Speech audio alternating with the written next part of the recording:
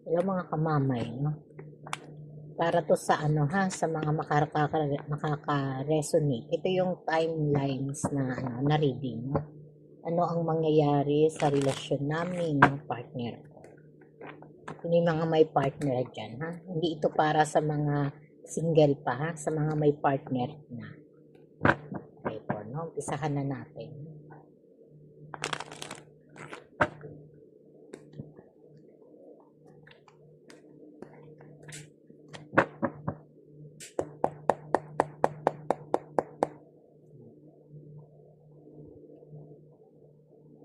Puro naka-reverse, no? Yung mga card natin, ha? Dito po, no, pinapakita pa rin po dito, no, na talagang yung mga energy, no, ay nakikita na parang sobra, no, sobra yung tampuhan o nagkakaroon kayo ng sitwasyon na nagkakalabuan, no, parang mga